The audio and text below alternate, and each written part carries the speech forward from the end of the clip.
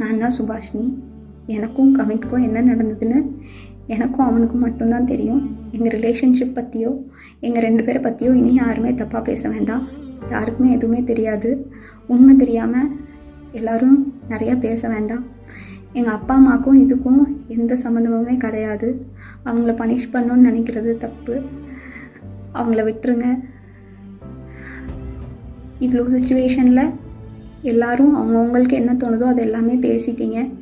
என்னோடய ஃபீலிங்ஸ் என்ன, நான் என்ன நினைக்கிறேன் அப்படிங்கிறத ரெஸ்பெக்ட் பண்ணி ஸ்ரீஸ் லவுட் ஸ்பீக்கருங்கிற பேஜில் ஒரே ஒரு பொண்ணு மட்டும் என்னை பற்றி பேசியிருக்காங்க.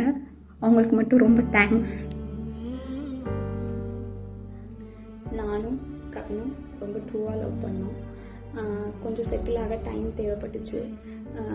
May 30 அப்போ வந்துட்டு சுற்றித்தும் கவினும் பேசிக்கிட்டாங்க. அப்போது அந்த டைமுக்கு வந்துட்டு அப்பா கிட்ட சுற்றிட்டு சொல்லிட்டான்.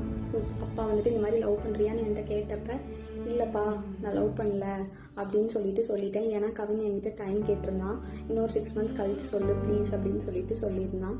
அதனால வந்துட்டு நான் வந்துட்டு அப்பா கிட்ட அன்னைக்கு சொல்லலை. அதுக்குள்ளே நெக்ஸ்ட் அப்கமிங் மந்த்துக்குள்ளே இப்படி ஆயிடுச்சு. 2 பேருக்குள்ளே என்ன கான்வர்சேஷன் போச்சுங்கிறது தெளிவாக தெரியாது. ஆனால் கவினுக்கு ஃபோன் பண்ணி சுற்றிட்டு வந்துட்டு பொண்ணு கேட்க வாங்க, இவ மேரேஜ் மூவ் பண்ணாதான் அடுத்து என்னோடய ப்ரொஃபஷனை பார்க்க முடியும் அப்படின்னு சொன்னான். அப்படிங்கிறது எனக்கு தெரியும் கண்டிப்பாக.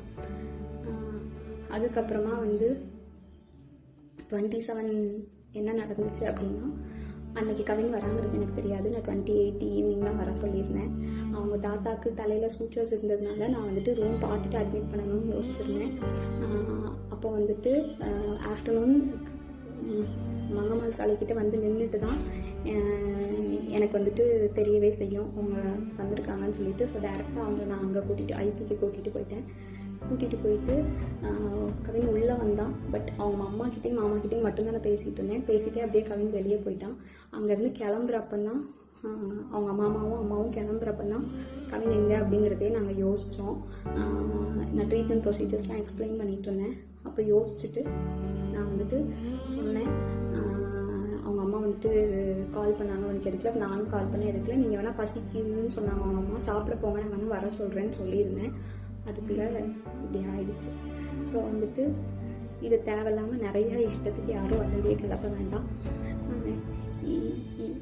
உங்களுக்கு தோணுது எல்லாத்தையும் பேசாதீங்க. எங்கள் அப்பா அம்மாவுக்கு இதில் எந்த சம்மந்தமுமே கிடையாது, அவங்களுக்கு தெரியாது. இதை இதோட விட்டுருங்க. அவ்வளோதான்.